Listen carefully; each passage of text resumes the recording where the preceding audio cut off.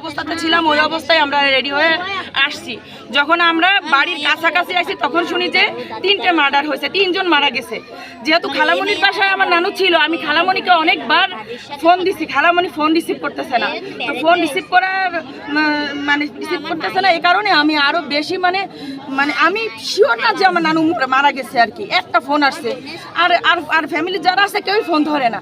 তখন আমরা গাড়িতে উঠে খুলনা থেকে বাগেরহাট পর্যন্ত আসি, তারপরেও আমি খবর শুনতে পারিনি যে আমার খালামণি মারা গেছে।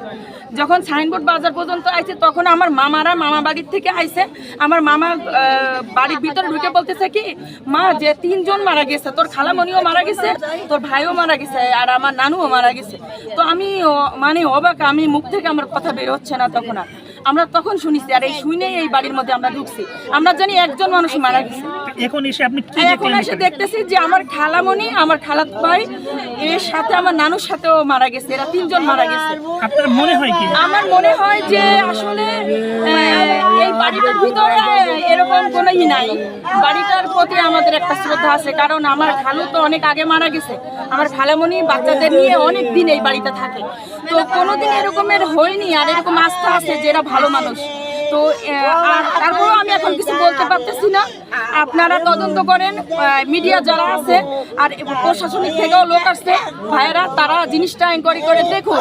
আমি এখন কারো কথা বলতে পারতেছি না। কি ধরনের বিচার চান? আমি বিচার তো অবশ্যই চাই, সুষ্ঠু, একেবারে সুষ্ঠু একটা বিচার চাই। যেহেতু আমার রক্ত, আমার একটা মাত্র খালামণি, আমি তো অবশ্যই বিচার চাই দেশবাসীর কাছে এবং প্রশাসনিকের কাছে এবং যত মিডিয়া ভাইরাই। কাজ করে কারেন্টের, ওই জন্য ওই কারেন্টের কাজ করে। রাত্রে আইছে আমি তো কিছু জানি না। আমার ছেলের, আমার আলো ওদিক হলো সমস্যা, আমার প্রেগনেন্টের, আমার শালিটার। আবার রাত্রে আইছে বাড়ি আইছি, বাড়ি আইছে ওই আগের দিন বাড়ি আইছি। আগের দিন বাড়ি আসলি পরে ওই হাত রয়েছে ওই থেকে, আমি হাত আর আমি ওই একসাথে আইছে। ও আর রাত্রে গোসল করেছে, গোসল করে টেরে ও কিন্তু ঘরে আইছে। ঘরে আসার পরে ও আর সাথে আর আমার সাথে আর দেওয়া হয়েছে আগের দিন, পরশুদিনের আগের দিন আর কি। এরপরে আমি তো আমার ওই শারীর অসুস্থ থাকলে পরে সে এনে গেছি। আমি সেই জায়গায় গেছি, আমার মা গেছে, আমার বউ গেছে, ঠিক আছে, বউ গেছে। তার পরে আমরা পরের দিন আজকে আইসে দুপুরে আর কি মনে পড়ছে 11টার দিক দিয়ে। কাকি তো আর দেয় না, কাকিরও দেয় না, নানিরও দেয় না। এখন মা আবার গেছে ওরে দেখতি, নানি গেল কই, কাটনে কাজে যায়, হাত কাজে বাড়ে যায়, নানি গেল কই। এখন ওই নানিরে দেখতে গেছি, ওই নানিরে দেখতে যে তো নানি মা আবার আমার ফোন দিয়েছে, নানি মার দেখছে, দেখলি পরে ওই আমার ফোন দিয়েছে তো দেখে এই ব্যাপার। কিন্তু আমি ওই না কাকিরও বন্দি আর ওই হাতরে বন্দি, দুজনের বোন বন্ধ। আমার হলো চাচাতো ভাই আর চাচাতো আমার চাচি। কি মনে হচ্ছে? আমি এখন ফোন দিলি পাই না। এদের তো যে হোক কিছু করেছে, কিন্তু আমরা তো জানি না কার সাথে শত্রুতা করি। ঠিক আছে, কার সাথে শত্রুতা নেই, কিন্তু এত খুব ভালো লোক, আমি তো সেরকম জানি ওরা শত্রুতা কার সাথে। আপনি কি করেন? আমি তো রাজমিস্ত্রি কাজ করি, আমি তো সকালে বেরোয় যাই, সন্ধ্যায় আসি, সব কাজে তাই।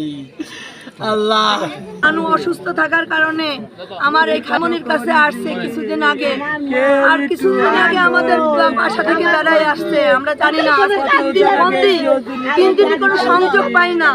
এবং আমার এই আহাত খালাতো ভাই, এর নামে কোর্টে মামলাও চলে, যার কারণে আমি ফোন দিই। আমি 3 দিনে কোনো কি মামলা চলে? এর নামে চরকাঠি থেকে শুধু মারামারি একটা মিথ্যা মামলা দেওয়া হয়েছে।